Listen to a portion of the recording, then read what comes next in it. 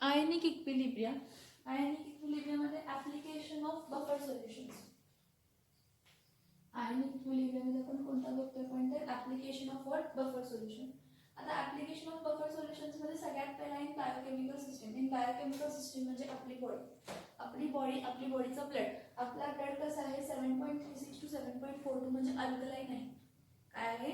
Alkaline आहे. आणि हा अल्कलाइन नेचरच असायला पाहिजे आपल्या ब्लडचा. So pH of blood is maintained at 7.36 to 7.42 due to acidic buffers. कोणता बफर यूज करतो? तिथं ऍसिडिक बफर यूज करतो. जरी बघा 0.2 pH युनिट मध्ये चेंज जरी झाला म्हणजे 6.36 आहे ते 6.32 जरी झाला किंवा 34 जरी झाला किंवा 6 नाही 7.36 आहे त्या 2 युनिट कमी जरी झाला किंवा 7.42 आहे त्यापासून 2 युनिट वाढला जरी 2 युनिट 0.2 युनिटने जरी वाढला तर माणूस मरू शकतो. 2 युनिटनी जरी म्हणजे काय म्हणतात वाढला तर तो काय होऊ शकतो? तर मरू शकतो. म्हणजे आपल्याला सलाईन चढवतात ना, सलाईन. कधी सलाईन कोणाला चढवत असतील घरी किंवा हॉस्पिटलमध्ये गेला तर ते जे युज्ड सलाईनचे बाटल्या असतात ना त्यावरती लिहिलेलं असतं बफर सोल्युशन म्हणून. मग तो बफर सोल्युशन काय करत असतो? ऍक्च्युली सलाईन मध्ये सॉल्ट्स असतात आपल्या बॉडीमध्ये जे रिक्वायर्ड सॉल्ट्स आहेत किंवा जे काही गोष्टी आहेत त्या आपण ऍड करतो. तर त्यामुळे ब्लडचं पीएच न चेंज व्हावं म्हणून सलाईन मध्ये बफर ऍड केलेलं असतं की जे काय करतं? पीएच ब्लडचं चेंज व्हायला देत नाही. कारण जरा जरी ब्लडचं पीएच चेंज झाला 0.2 युनिटनं जरी पीएच चेंज झाला ब्लडचा तर माणूस मरू शकतो. बघा काय म्हटलंय? In biochemical systems. काय in biochemical system? pH of blood is maintained at 7.36 to 7.42 pH due to acidic buffers. Now a mere change of 0.2 pH. जर 0.2 pH इतका जरी चेंज झाला तर माणूस मरू शकतो. म्हणजे सलाईन जे आपल्या बॉडीमध्ये जातात इंट्राव्हेनस इंजेक्शन्स वेन्स मध्ये. इंट्राव्हेनस म्हणजे वेन्स मध्ये जे इंजेक्शन्स आपण देतो ते डायरेक्टली ब्लड मध्ये मिक्स होतात. So the saline solution used for the intravenous injections must contain buffer system. काय करण्यासाठी? pH of the blood maintain करण्यासाठी. काय करण्यासाठी? pH of the blood maintain करण्यासाठी. Next agriculture. आता ऍग्रिकल्चर मध्ये तुम्ही ऐकलं असेल की जे पर्टिक्युलर सॉइल आहे ती सॉइल खूप ऍसिडिक झाली म्हणतो किंवा खूपच बेसिक झाली अल्कलाइन झाली असं म्हणतो. मग जेव्हा रिक्वायर्ड पीएच आहे त्या पीएच पेक्षा जर ती सॉइल ऍसिडिक किंवा बेसिक झाली तर तिथं काय ग्रो होत नाही? प्लांट्स प्रॉपरली ग्रो होत नाही किंवा डिस्ट्रक्शन कॉज होतो किंवा म्हणजे पीक चांगलं मिळत नाही आपल्याला सोप्या भाषेत. सो सॉइलला बफर करतो. Soil gets buffer due to presence of salts. Soil ही काय होते? बफर होते. कोणामुळे? तर सॉल्ट्समुळे. कोणत्या सॉल्ट्समुळे? Carbonates, bicarbonates, phosphates and organic acids. पहिला जो सगळीकडची सॉइल सेम नसते, सगळीकडची माती सेम नसते. सगळ्याकडची माती काय नसते? सेम नसते. पहिला मातीचा पीएच चेक केला जातो आणि मग त्यामध्ये बफर्स जे बफर सोल्युशन्स आहेत ते काय केले जातात? तर ऍड केले जातात. बघा the choice of fertiliser depends on the pH of soil. Fertiliser कोणता वापरायचा हे कशावरती डिपेंड राहतं? तर सॉइलच्या पीएच वरती. कारण हे जे काही फर्टिलायझर्स आहेत फर्टिलायझर्स इनडायरेक्टली त्याचा पीएच मेंटेन करतात सॉइलचं सो दॅट तो जो क्रॉप आहे त्याची ग्रोथ चांगली व्हावी. काय व्हावी? तर चांगली व्हावी. बघा the soil get buffered due to presence of salts. मग कोणते सॉल्ट आहेत ज्यामुळे बफर्ड होते? तर कार्बोनेट्स आहेत, बायकार्बोनेट्स आहेत, फॉस्फेट्स आहेत आणि ऑर्गॅनिक ऍसिड्स. मग चॉईस ऑफ फर्टिलायझर जी आहे ती कशावर डिपेंड राहते? तर पीएच ऑफ सॉइल वरती.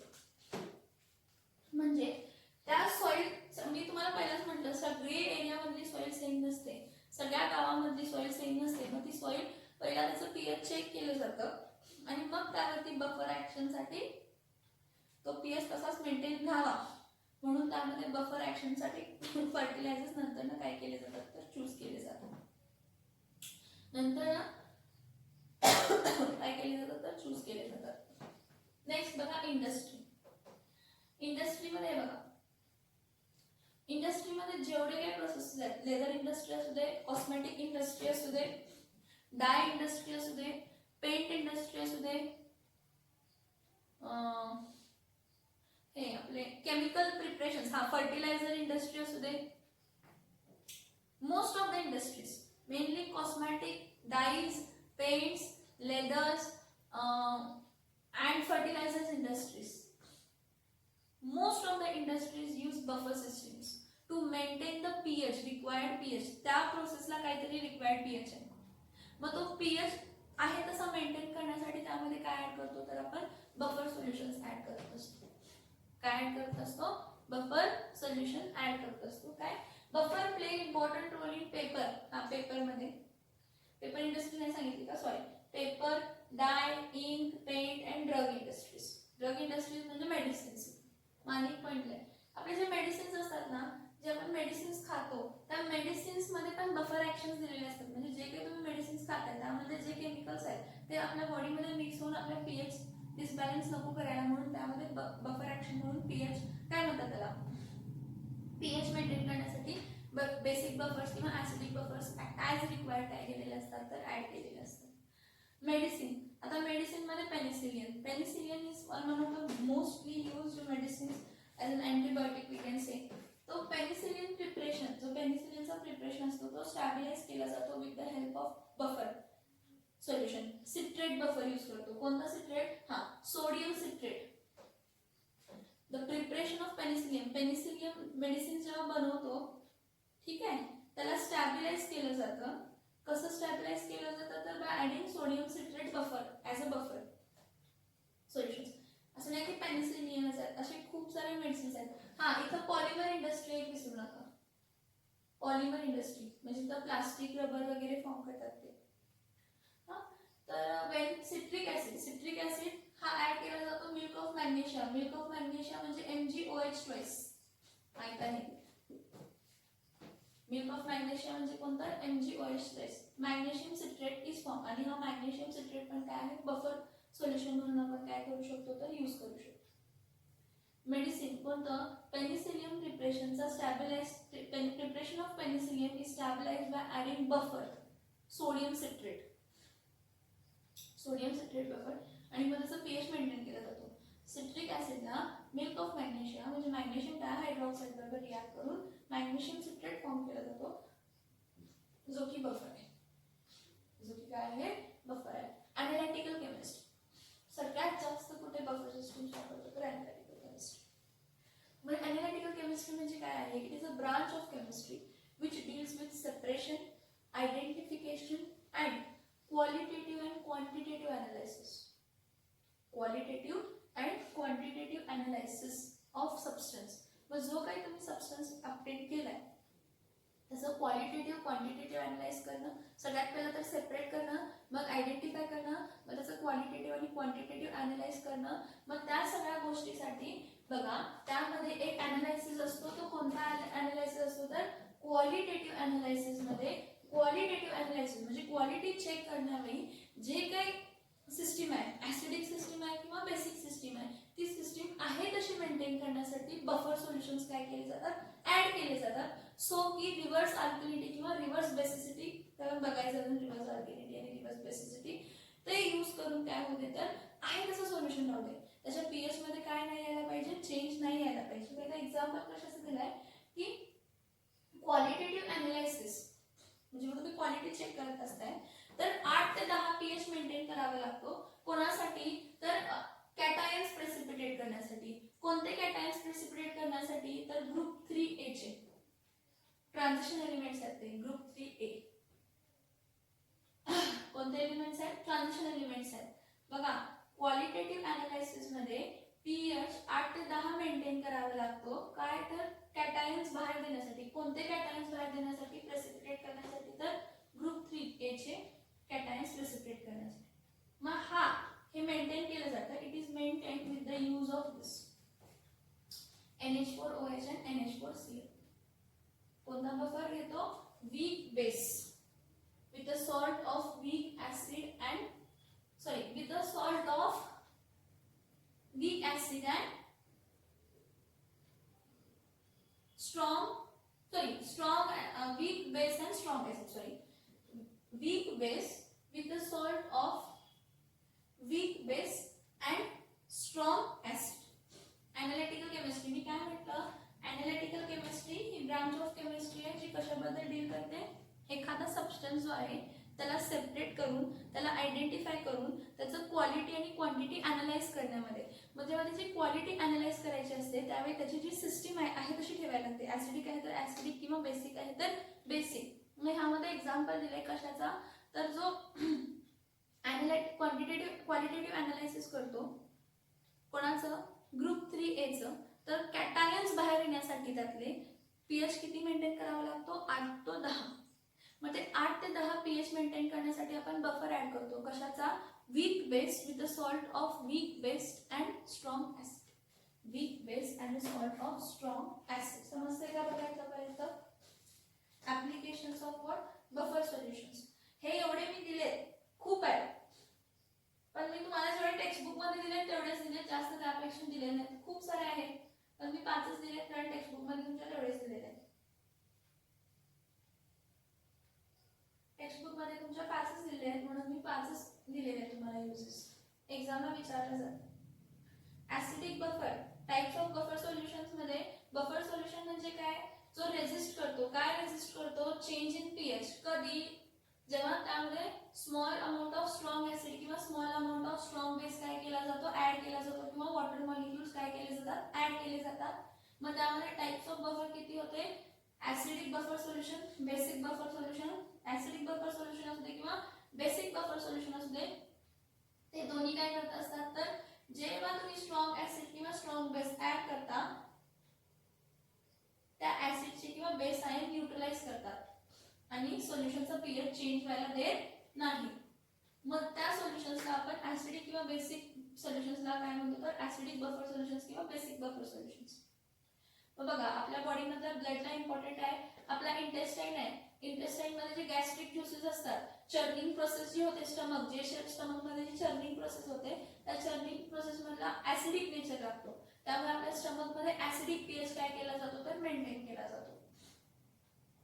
ब्लड तर सगळ्यात इम्पॉर्टंट. जरी 0.2 पीएच चा जरी चेंज झाला, अल्किनिटी मध्ये ऍसिडिटी मध्ये कन्वर्ट झालं, तर माणूस मरू शकतो. ऍग्रिकल्चरचं सगळ्यात इम्पॉर्टंट आहे. त्यांना लँड जे आहे, सॉइल, काय झालं, खूप जास्त फर्टिलायझर्स वापरून आपण सॉइलला ऍसिडिक किंवा बेसिक बनवतो, त्यामुळे ती ग्रोथला काय होत नाही, मग चांगला पीक देत नाही किंवा बॅरन लँड्स मध्ये कन्वर्ट होते. त्यासाठी पहिला काय केलं जातं, सॉइलचं पीएच मेजर केलं जातं आणि depending upon that buffer actions वापरून काय केले जातात, तर फर्टिलायझर्स वापरले जातात. इंडस्ट्रीमध्ये जेवढे काही प्रोसेसेस आहेत, paper dye, ink, paint, drug, polymer, cosmetics, ह्या सगळ्या इंडस्ट्रीजमध्ये बेसिक बफर्स आणि ऍसिडिक बफर सोल्युशन्स वापरले जातात, जे काय करतात, तर स्ट्रॉंग ऍसिड किंवा स्ट्रॉंग बेस ऍड केल्यामुळे जे काही डिफरन्स क्रिएट होणार आहे त्याला काय करतात, तर नलिफाय करतात. ठीक आहे. आता आपण काय करूया, न्यूमरिकल्स घेऊया. पण एक लक्षात घ्या की मी न्यूमरिकल्सचं क्वेश्चन लिहित बसत नाही, माझं खूप टाइम कन्झ्युम होतंय त्यामध्ये. त्यामुळे मी तुला पेज नंबर सांगते, क्वेश्चन नंबर सांगते, तो पेज नंबर आणि क्वेश्चन नंबर उघडून ठेवा, टेक्स्टबुक बाजूला ठेवा तुमच्या. मी डायरेक्टली गिवन देते आणि काय करते, तर सॉल्व्ह करते. Okay, please. ह्यामध्ये न्यूमरिकल्स ना छोटे छोटे आहेत, पण त्याचं हे क्वेश्चन मोठं आहे, मग ते खूप टाइम कन्झ्युम होतं लिहायचं करायचं. तर त्यामुळे मी काय करते, आता फक्त क्वेश्चन नंबर, पेज नंबर सांगते आणि त्यातून सम सॉल्व्ह करते. लॉग टेबल स्वतःकडे ठेवायचं. लॉग टेबल स्वतःकडे घेऊन या 5 मिनिटात. व्हिडिओ थांबा 5 मिनिटात घेऊन या.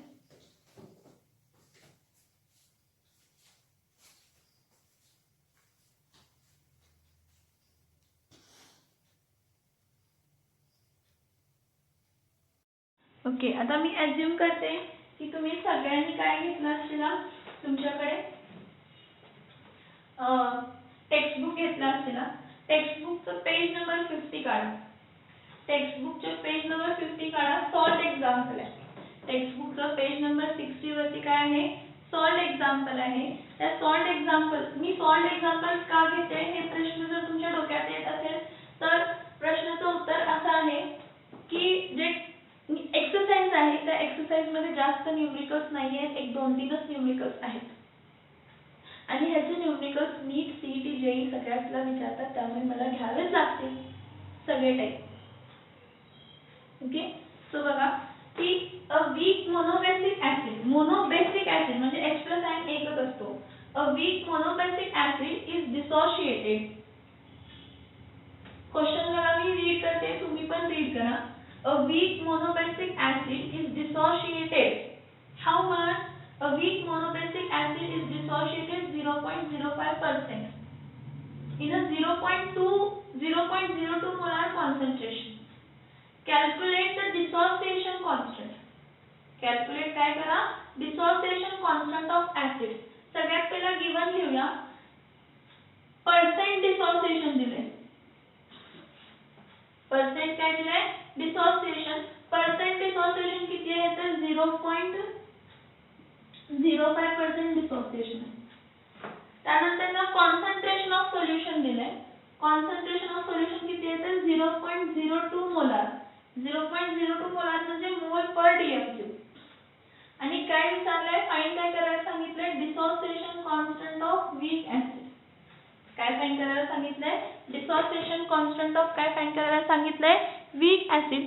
जरा डोकं लावा आणि मला सांगा की कॉन्सन्ट्रेशन दिले, डिसोसिएशन कॉन्स्टंट दिलेलं नाही आणि degree of dissociation percentage degree dissociation दिले.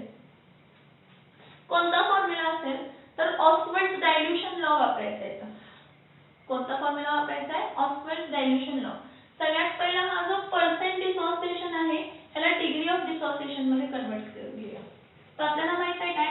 Percent dissociation is equals two degree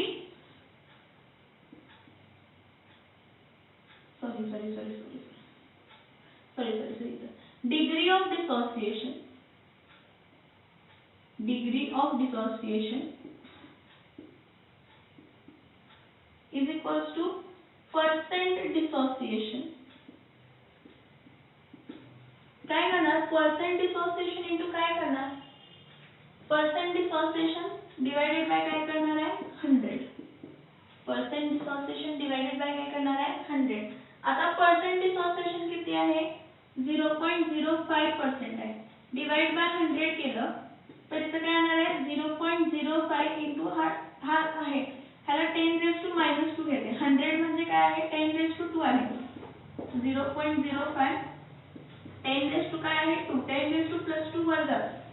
परत डेसिमल शिफ्ट केले. 2 डेसिमल शिफ्ट केले तर किती येणार आहे? 5 into 10 raised to -4. हा काय आला तर डिग्री ऑफ डिसोसिएशन अल्फा. हा काय आला तर डिग्री ऑफ डिसोसिएशन काय आला तर अल्फा आला. आता पुढे विचारलंय काय? डिसोसिएशन कॉन्स्टंट आणि कॉन्सन्ट्रेशनचा रिलेशन विचारलंय ना. So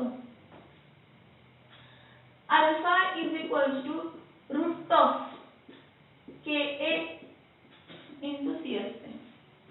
Degree of dissociation is directly proportional to the square root of concentration. मग तो वीक ऍसिड असू दे किंवा वीक बेस असू दे. हा कोणत्या लॉ पासून आलाय तर ऑस्वर्थ डायल्यूशन लॉ. कोणत्या लॉ पासून आलेला आहे? ऑस्वर्थ डायल्यूशन लॉ. बघा बरोबर आहे का बघा फॉर्म्युला? बरोबर आहे का बघा फॉर्म्युला? बरोबर आहे का बघा फॉर्म्युला? ऑस्वर्थ डायल्यूशन लॉ पासून आपण काय केलेलं आहे? त्याला फाइंड केलेलं आहे. Alpha is equals to root of Ka into काय येते? C. मी काय म्हणते रूट काढूया आणि taking square on both side. Taking square on both side काय येणार आहे? Taking square on both side. जर दोन्ही साइडला स्क्वेअर घेतला तर काय येणार आहे? अल्फाचा स्क्वेअर अल्फा स्क्वेअर येणार. रूट आणि स्क्वेअर घेतलेला रूट आणि स्क्वेअर रूट आणि स्क्वेअर काय होणार आहे? रिमूव्ह होणार आहे. हे बघा टेकिंग स्क्वेअर म्हणजे इथं पण स्क्वेअर घेतला आणि याचं पण काय घेतलं? स्क्वेअर. हा स्क्वेअर आणि हा रूट कॅन्सल झाला आणि तो अल्फा स्क्वेअर आला. So alpha square is equal to काय आला? Ka into काय आला तर C आला. मला फाइंड काय करायचं आहे? Ka फाइंड करायचं आहे. C आणि अल्फा स्क्वेअर दिले. Therefore Ka dissociation constant is equal to काय येणार आहे? Alpha square upon C. म्हणजे हा डिसोसिएशन कॉन्स्टंट डिवाइडेड बाय काय येणार आहे तर कॉन्सन्ट्रेशन. तेच फाइंड करायचं आहे ना. So Ka is equal two degree of dissociation किती आहे? 5. 25 इंटू 10⁻⁻⁴ चा काय घ्यायचा स्क्वेअर डिवाइडेड बाय कॉन्सन्ट्रेशन किती आहे तर 0.02. Therefore Ka is equals to किती येणार आहे 5 चा किती येत आहे 25 येत आहे आणि 10⁻⁴ इंटू 2 काय येणार आहे -8. हा मी काय लिहिते 2 इंटू 10 काय लिहिते -2 दोन डेसिमल शिफ्ट केले हे दोन डेसिमल तर शिफ्ट केले 2 इंटू 10⁻² आला मग काय होणार आहे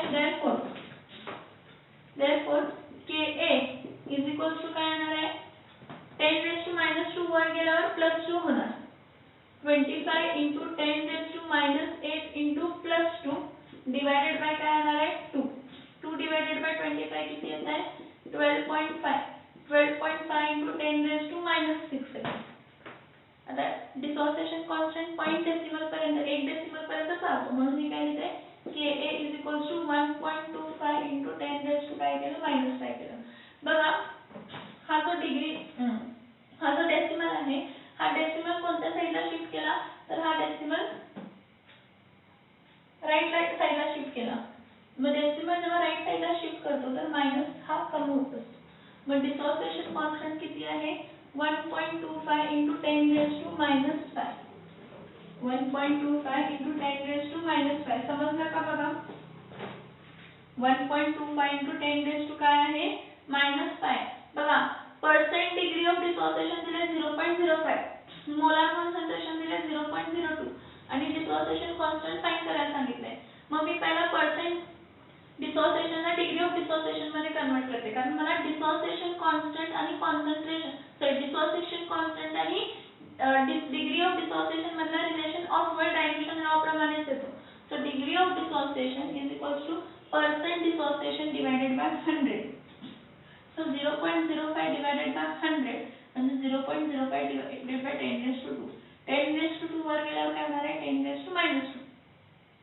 हा डेसिमल पुढे शिफ्ट केला मग निगेटिव्ह पॉवर वाढली मग तो किती आला तर alpha is equals to 5 into 10⁻⁻4 आला मग आपल्याला काय माहित आहे according to Ostwald dilution law the degree of dissociation is directly proportional to the square root of concentration तर त्याचा रिलेशन कसा आहे तर alpha is equals to root of Ka into C जर बेस असेल तर Kb येणार बाकी काही चेंज होणार नाही फॉर्म्युला आहे तसा राहणार मग टेकिंग स्क्वेअर केला बोथ साइडला तर alpha square is equals to Ka into काय आलं C मग ह्याला रिअरेंज केलं कारण Ka फाइंड करायचंय C इथं घेतलं म्हणजे Ka is equals to alpha square upon काय आलं C so Ka is equals to 5 into 10⁻⁻4 चा square divided by 0.02 हा डेसिमल शिफ्ट केला 5 चा स्क्वेअर 25 आला 10⁻⁻4 into 2 -8 आला रिअरेंज केलं तर फक्त डेसिमल शिफ्टिंग आहे मोस्टली या कॅल्क्युलेशन मध्ये लॉग वापरायची गरज नाही आहे 10⁻⁻2 वर झालं 10⁻+2 -8+2 किती आला -6 आणि 2 divided by 25 किती आला 12.5 12 + 12 24 आणि 1 आणि 1 0.5 25 बरोबर आहे so Ka is equals to एक डेसिमल मी इथं शिफ्ट केलं किती आलं 1.25 इंटू 10⁻⁻5 समजलं का बघा क्वेश्चन वाटला सम समजलं का बघा इझी आहे आपले न्यूमेरिकल्स काही डिफिकल्ट नाही मी क्वेश्चन सीट बसणार नाही मला कंटाळा आलेला मला पण टाइम वेस्ट होणार माझा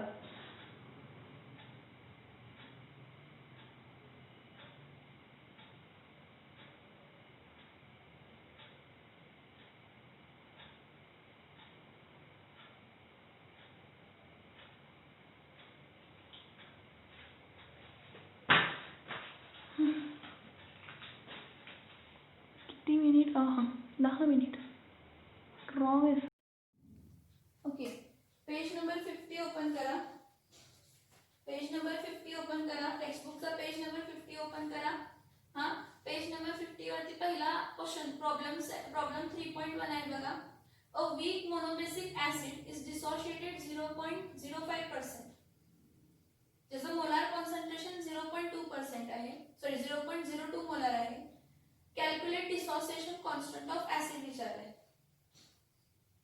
काय फाइंड करायला सांगितलंय डिसोसिएशन कॉन्स्टंट ऑफ काय फाइंड करायला सांगितलंय ऍसिड तुम्ही म्हणणार सॉल्ट एक्झाम्पल्स का घेतायत मॅडम सॉल्ट एक्झाम्पल घेतायत कारण एक्सरसाइजच्या खाली जास्त एक न्यूमेरिकल्स नाही आहे आणि आपल्याला हे न्यूमेरिकल्स जेवढे काही सॉल्ट आहेत ते सगळे इम्पॉर्टंट आहेत नीट जेई सीईटी सगळ्या बेसिसवरती सो क्वेश्चन रीड करा मी तर गिवन लिहिलंय weak monobasic acid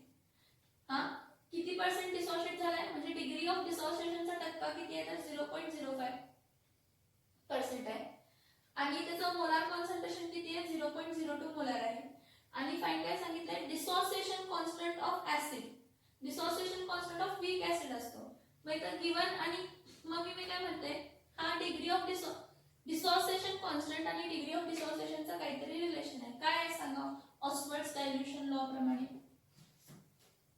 ऑस्वर्ड्स dilution law प्रमाणे काय आहे सांगा Ka is equals to alpha square C हा रिलेशन आहे ऑस्वर्ड्स डायल्यूशन लॉचा मग मला अल्फा माहित आहे का नाही अल्फा पर्सेंटेज माहित आहे मग त्याला अल्फा डिग्री ऑफ डिसोसिएशन मध्ये टाकूया आणि कॉन्सन्ट्रेशन फाइंड कर म्हणजे कॉन्सन्ट्रेशनची व्हॅल्यू पुट करूया मग काय म्हणते अल्फा पर्सेंट आहे ना so alpha is equals to काय करते अल्फा पर्सेंट डिवाइडेड बाय काय करते 100 करते मग किती येणार आहे 0.05 डिवाइडेड बाय काय करते 100 मग इथं 5 into 10 raised to minus 2 लिखते हा 2 डेसिमल इथं शिफ्ट केले आणि हा 10 raised to 2 आहे हा 10 raised to 2 वरती गेलं की काय होणार आहे 5 into 10 raised to काय होणार आहे -4 हा अल्फा आला काय आला हा अल्फा आला ठीक आहे अल्फा मिळाला आता आपल्याला काय फाइंड करायचंय डिसोसिएशन कॉन्स्टंट मग इथं काय लिहिते Ka is equals to alpha square C मग Ka अल्फा स्क्वेअर म्हणजे अल्फाची व्हॅल्यू किती आहे 5 into 10 raised to -4 चा स्क्वेअर into concentration 0.02 आहे 5 चा किती येते 25 into 10 raised to -8 into 2 into 10 raised to -2 so 25 2s are 50 into -8 -2 minus become plus -10 मग इथं मी काय लिहिते एक डेसिमल कमी करते आणि 5 into 10 raised to काय लिहिते -10 डिसोसिएशन कॉन्स्टंट काय लिहिते डिसोसिएशन कॉन्स्टंट बघा क्वेश्चन परत बघा टेक्स्टबुक तुम्ही घेऊन बसलाय असं मी कन्सिडर करणार मी क्वेश्चन लिहित नाही कारण क्वेश्चन लिहायला खूप टाइम लागतो A weak monobacic acid is 0.05% dissociated म्हणजे डिग्री पर्सेंट डिसोसिएटेड दिलेला आहे सो पर्सेंट डिसोसिएटेड 0.05 आहे टक्के कॉन्सन्ट्रेशन 0.02 मोलार आहे डिसोसिएशन कॉन्स्टंट फाइंड करायचं डोक्यात लगेच टाइप व्हायला पाहिजे डिग्री ऑफ डिसोसिएशन आणि डिसोसिएशन कॉन्स्टंटचा लॉ ऑस्वर्ड्स डायल्यूशन लॉ आणि ऑस्वर्ड्स डायल्यूशन लॉ प्रमाणे Ka is equals to alpha square into C असतं मग इथं पर्सेंट डिसोसिएशन आहे त्याला डिसोसिएशन मध्ये कन्वर्ट करायला काय करणार आहे percent dissociation upon 100 so 0.05 upon 100 म्हणजे काय येणार आहे 5 into 10 raised to -2 divided by 10 raised to 10 raised to 2 वरती गेल्यावर -2 मग alpha is equals to 5 into 10 raised to -4 so Ka is equals to alpha square into C that is 5 into 10 raised to -4 the square into 0.02 so 25 into 10 raised to -8 into 2 into 10 raised to -2 minus become plus so 50 into 10 raised to -10 मग 50 चा एक decimal shift केला की मला 5 into 10 raised to काय येणार आहे -10 हे डिसोसिएशन कॉन्स्टंट येणार ठीक आहे नेक्स्ट क्वेश्चन कोणता आहे नेक्स्ट पेज वरती बघा 51 पेज नंबर 51 वर बघा पेज नंबर 51 वर बघा the dissociation constant of NH4OH दिलाय dissociation constant of NH4OH NH4OH हा वीक बेस आहे हा मग डिसोसिएशन कॉन्स्टंट ऑफ NH4OH दिले म्हणजे काय दिले Kb दिले solution page number 51 numerical number 3.2 तर न्यूमेरिकल नंबर 3.1 होता तो पेज 50 वरच आहे बरं गिवन काय काय बघा The dissociation constant for NH4OH OH आला म्हणजे सोल्युशन मध्ये डिसोसिएशन कॉन्स्टंट जो आहे तो वीक बेस आहे किती असतो 1.8 into 10 raised to -5 आहे calculate the degree of dissociation म्हणजे काय कॅल्क्युलेट करायचं आहे अल्फा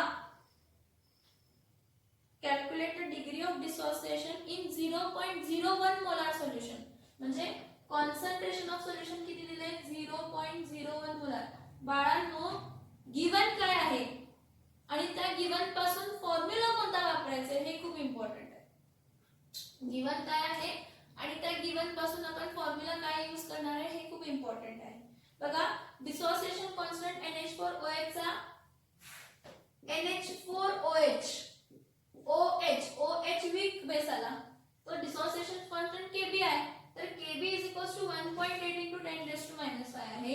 कॉन्सन्ट्रेशन 0.01 मोलार आहे आणि डिग्री ऑफ डिसोसिएशन विचारलाय. परत ऑस्मोल्स डायल्यूशन लॉ सेम आहे वीक ऍसिडला आणि वीक बेसला. तर मी काय करते तर बघा Kb इज इक्वल्स टू काय लिहिते अल्फा स्क्वेअर इंटू काय लिहिते C. मग मला डिसोसिएशन कॉन्स्टंट पाहिजे ना, मग ह्याला काय करते therefore Kb upon C is equals to काय येणार आहे अल्फा स्क्वेअर. मग दोन्हीकडे स्क्वेअर रूट घेतलं तर अल्फा इज इक्वल्स टू काय येणार आहे रूट ऑफ Kb अपॉन काय येणार आहे C. तोच फॉर्म्युला एकदा एकच फॉर्म्युला पाठ करा, सगळे फॉर्म्युला रिअरेंज करू शकता तुम्ही. Ostwald's dilution law for weak acid साठी फक्त इथं A येतं आणि वीक बेस साठी फक्त Kb येतं. बाकी सगळे concentration degree of dissociation term सगळे काय राहतात तर सेम राहतात. ठीक आहे. मग alpha is equals to root of Kb upon काय आला C.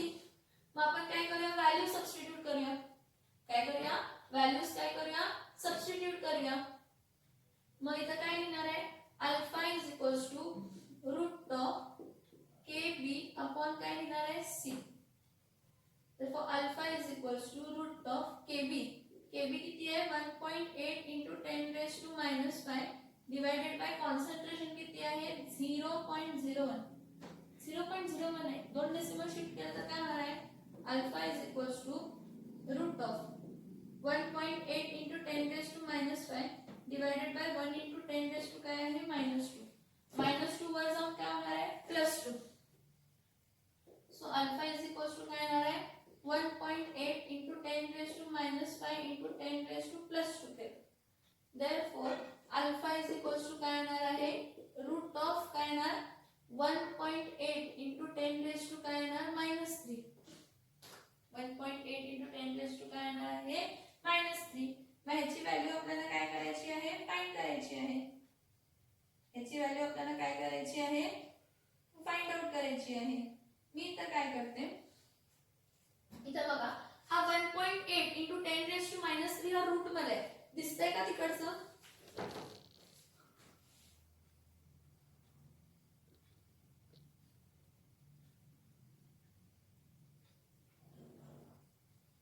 बरं इकडचा ना एक काम करते हा पुढचा पार्ट इथं सॉल्व करते. पुढचा पार्ट इथं सॉल्व करते. ठीक आहे. हा पहिला क्वेश्चन आहे, हा इथं सॉल्व करते, जागा नाही तिथं. अल्फा इज इक्वल्स टू काय आहे रूट ऑफ 1.8 into 10⁻³ किती आलाय -3. हा रूट आहे, हे रूट घालवायचं जर असेल मला म्हणजे 10⁻³ बाहेर काढायचं असेल तर इवन फॅक्टर यायला पाहिजे. कसला फॅक्टर यायला पाहिजे इवन फॅक्टर यायला पाहिजे. मग अल्फा इज इक्वल्स टू काय येणार आहे 18 into 10⁻³ काय इथे -4 एक डेसिमलचं काय केला शिफ्ट केला म्हणजे alpha is equals to root of 18 into 10⁻⁻4 आला. आता काय करायचं अल्फा इज इक्वल्स टू 10⁻⁻4 रूटच्या बाहेर गेलं की डिवाइड बाय 2 करायचं. -4 डिवाइड बाय 2 म्हणजे 10⁻⁻ काय येणार आहे मायनस इंटू तुम्ही म्हणाल 18चं काय स्क्वेअर रूट बघायचं आहे. 18चं स्क्वेअर रूट तुम्ही लॉग टेबल मध्ये बघू शकताय. 18चं स्क्वेअर रूट तुम्ही लॉग टेबल मध्ये बघू शकताय. स्क्वेअर रूट्स आहेत, स्क्वेअर रूट्स म्हणून आहेत लॉग टेबल जे आहे त्याचे 5 जरा वर खाली करा किंवा त्याचं लॉग कसं बघू शकताय रूट ऑफ 18 आहे. रूट ऑफ 18 म्हणजे 18⁻½ आहे म्हणजे 18 चा 1/2 लॉग ऑफ काय बघायचं 18.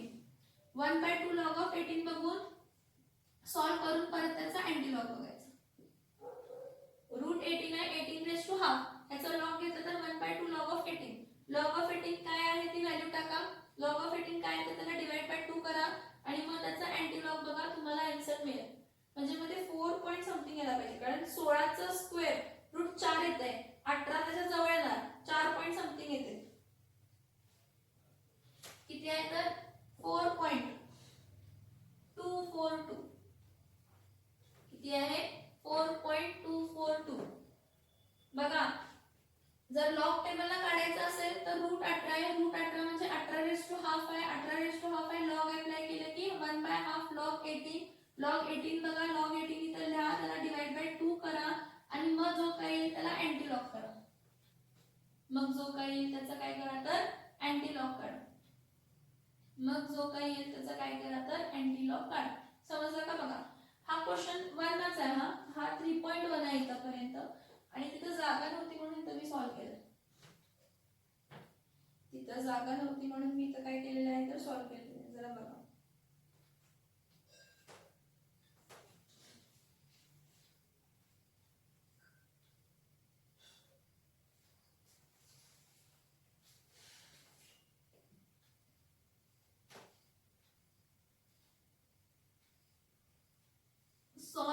पॉज करा व्हिडिओ आणि लिहून घ्या. असं नाहीतर उगाच मॅडम सॉल्व्ह करत देत चाललेत, आम्ही पण तसंच कॉपी करतो. एक तर टेक्स्ट बुक पाहिजे समोर मला, तुम्ही न्यूमेरिकल सॉल्व्ह करताय त्यावेळी किती प्रामाणिक आहे ते तुम्ही डिसाईड करा स्वतःशी. माझ्याशी प्रामाणिक काय तुम्हाला एक्झाम द्यायचे.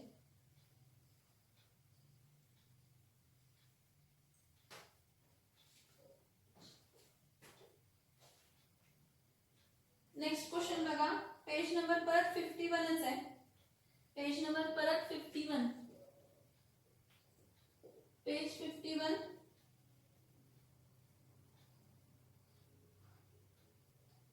त्यामधला 3.3 प्रॉब्लेम्स. प्रॉब्लेम कोणता आहे तर 3.3 आहे.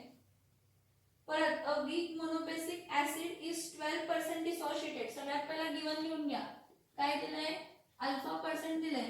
किती 12% डिसोशिएट. पर्सेंट डिसोसिएशन किती आहे 12%. Alpha percent a weak monobasic acid is 12% dissociated in 0.05 molar concentration. म्हणजे ज्या सोल्युशन मध्ये तो डिसोसिएट झाला त्या सोल्युशनचं कॉन्सन्ट्रेशन किती आहे 0.05 मोलार कॉन्सन्ट्रेशन आहे. What is the percent dissociation in 0.15 molar? What is the percent dissociation in 0.15 molar concentration? बघा हा काय विचारलंय. What is the percent dissociation? म्हणजे किती पर्सेंट डिसोसिएट होणार आहे जर कॉन्सन्ट्रेशन किती आहे. What is the percent dissociation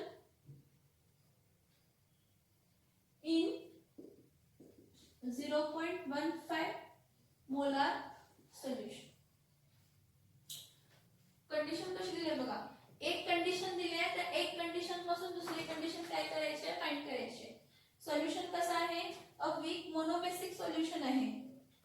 a weak monobasic acidic solution आहे.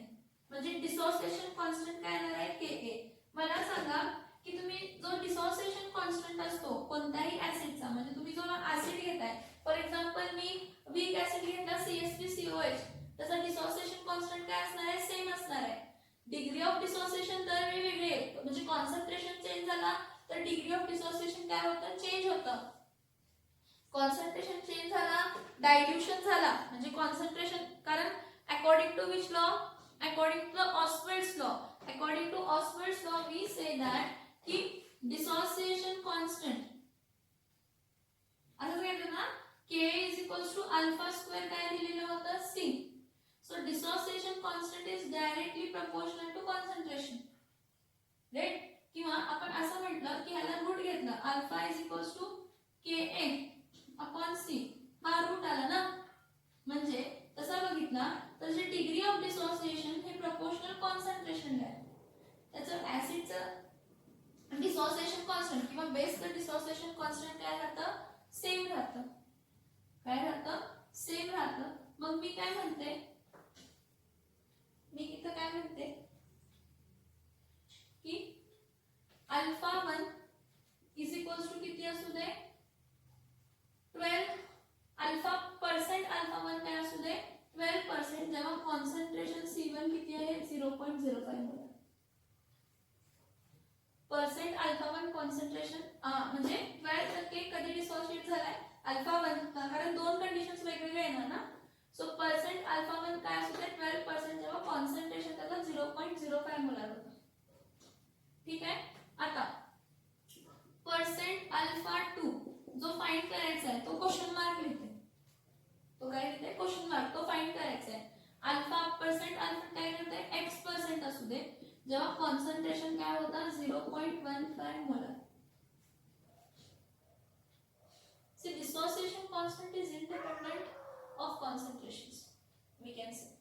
So, if I am taking same acid, जर मी acetic acid घेत असेल तर acetic acid चा dissociation constant दोन्ही concentration ला सेम असणार आहे.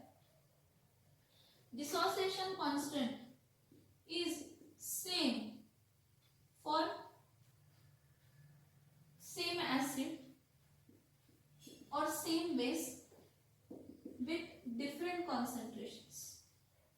With what? With different concentrations. काय म्हटलं मी की dissociation constant हा सेम असतो कशासाठी? तर सेम ऍसिड साठी. जेव्हा कॉन्सन्ट्रेशन डिफरंट असते पण dissociation constant काय असणार आहे? सेम असणार आहे.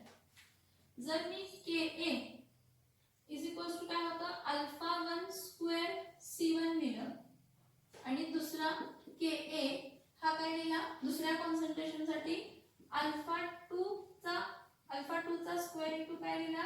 C2 लिहिला. हा पण ऍसिटिक ऍसिड साठीच कन्सिडर करा, हा पण ऍसिटिक ऍसिड साठीच कन्सिडर करा. म्हणजे दोघांचे डिसोसिएशन कॉन्स्टंट दोन्ही कंडिशन्सला डिसोसिएशन कॉन्स्टंट काय सेम आहे. म्हणजे दोघांचा LHS साइड काय आहे? सेम आहे. दोघांचे RHS साइड काय असणार आहे? सेम असणार आहे. म्हणजे मी ह्या कंडिशन मध्ये काय लिहू शकते? Alpha 1 square C1 is equals to alpha 2 square into C2. पण इथं पर्सेंट अल्फा 1 डिसोसिएशन दिले ना, मग त्याला अल्फा मध्ये कन्वर्ट करण्यासाठी काय करणार आहे? Alpha is equals to 12 divided by 100 करायचं. किती येणार आहे? 0.12. फ्रॅक्शन किती आहे? 0.12 डिग्री ऑफ डिसोसिएशन. परत alpha is equals to x upon 100. कारण अल्फा 2% हा x% कन्सिडर केला ना, मग x% म्हणजे काय कन्सिडर करूया? x अपॉन 100 कन्सिडर करूया.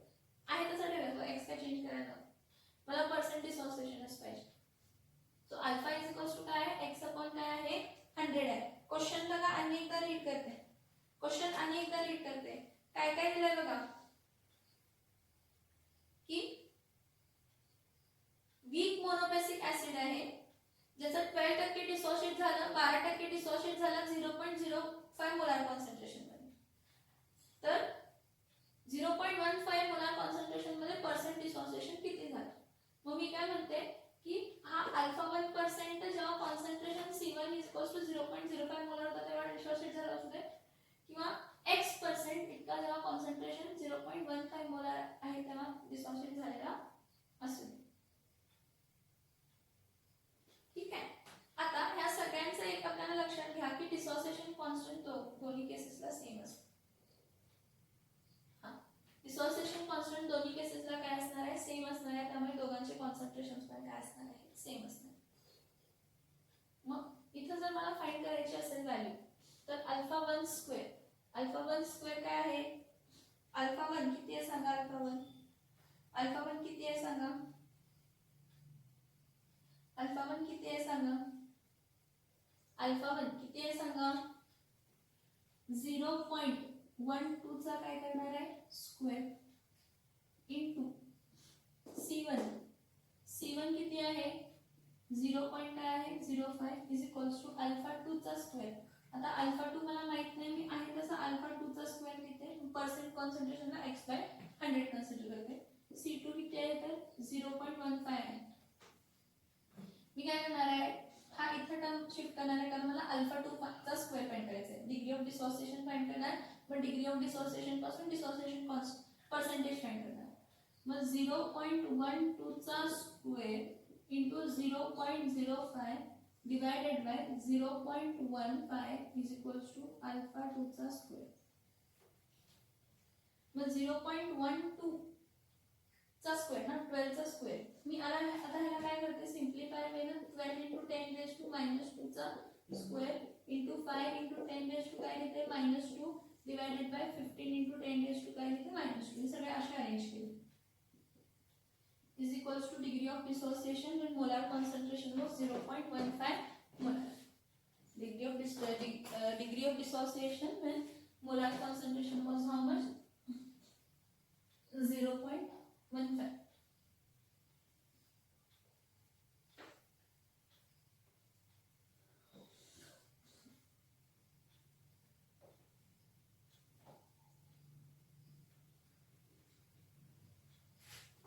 माहित ट्वेल्वचा स्क्वेअर किती येणार आहे 144 into 10 raise to minus 2 into 2 2 2 जा 4 minus 4 next into 5 into 10 raised to minus 2 divided by 15 into 10 raised to काय आहे minus 2 हा minus 2 कट होतो हा कशाचा आहे अल्फा 2 चा स्क्वेअर म्हणजे डिग्री ऑफ डिसोसिएशन जेव्हा कॉन्सन्ट्रेशन 0.15 मोलार होता मग हा किती येणार आहे 5 1 जा आणि हा किती येणार आहे 5 3 जा 5 जा 15 हा 3 1 जा 3 4 जा 12 राहिले 2 4 म्हणजे किती येणार 3 5 जा 15 3 6 जा 18 3 7 जा 21 3 8 जा 24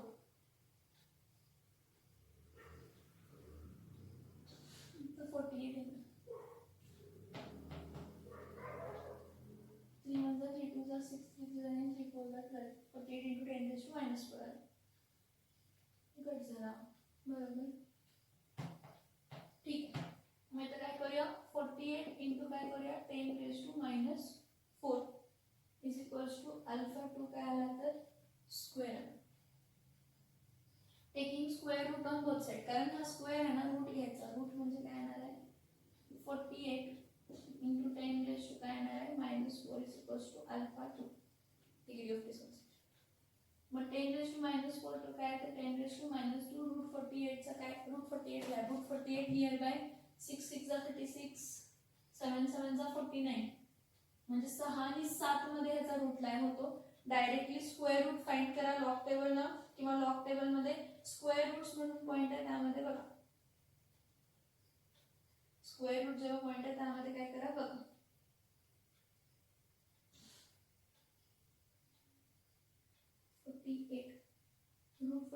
रूट 48 एकच मिनिट बघते लॉग टेबल मध्ये रूट 48 किती येते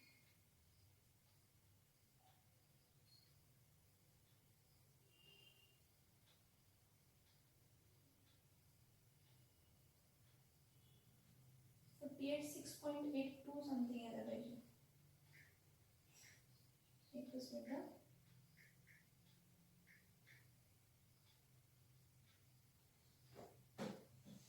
रूट 48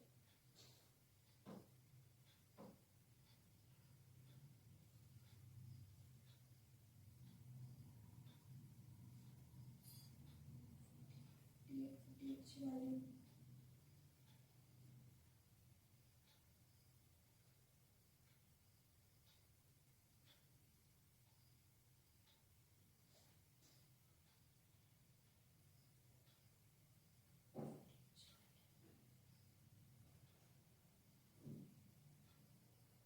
48 ची व्हॅल्यू येत आहे 6.93 आली बघा चेक करा पाहिजे असेल तर अल्फा 2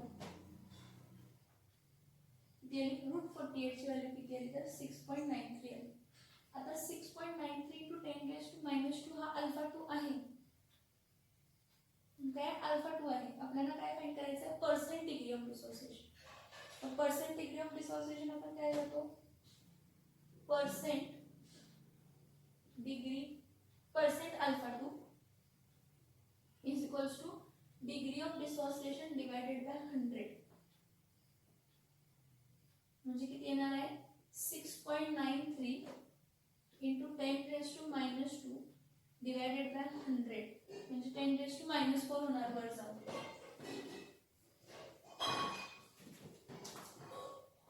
मी स्क्वेअर रूट डायरेक्टली बघितलंय लॉग टेबल मध्ये डायरेक्टली तुम्ही लॉग टेबल मध्ये बघा म्हणजे स्क्वेअर रूट्स आहेत लॉग टेबल जो आहे तुमची बुक त्यामध्ये असतं किंवा लॉग टेबलने तुम्ही फाइंड पण करू शकता 6.93 रूट 48 किती आला 6.93 into 10 raised to minus 2 alpha 2 आला so percent alpha 2 is equals to alpha 2 upon 100 that is 6.93 into 10 raised to minus minus 2 upon 100. So percent alpha is equals to 6.93 into 10 raised to minus 4. 10 raised to minus 4. 4 decimal shift केले म्हणजे percent alpha is equals to कितना है 0.000693% dissociation. एवढे ना percent alpha to ना degree of dissociation. So percent alpha degree of dissociated percent in 0.15 molar concentration is 0.0% dissociation 100 आला ना percent dissociation is equals to काय असतं degree of dissociation sorry एक मिनिट चुकलं sorry percent dissociation ना percent dissociation म्हणजे fraction degree of dissociation into 100 extremely sorry alpha 2 मग काय येणार आहे 6.93 into 10 raised to minus 2 into 10 raised to minus 4 चा अर्थ एकदा कॅल्क्युलेशन फक्त करेक्ट आहे का मला थोडं डाउटफुल वाटतंय हा minus 2 हा plus 2 काय होणार कॅन्सल सो 6.93 काय percent alpha 2 लक्षात येते का बघा की percent alpha 12% आहे जेव्हा कॉन्सन्ट्रेशन 0.05 मोलार होता what is percent alpha dissociated in 0.15 molar solution. So percent alpha 12%, concentration 0.05 आहे. मग percent alpha चा degree of dissociation म्हणजे 12/100 करतोय. मग percentage मध्ये कन्वर्ट करताना मल्टिप्लाय करायला पाहिजे. Similarly percent alpha 2 is equals to x%. त्यावेळी concentration 0.15 होता. सेम ऍसिडला जरी कॉन्सन्ट्रेशन्स वेगळे आले तर डिसोसिएशन कॉन्स्टंट काय असतो सेम असतो.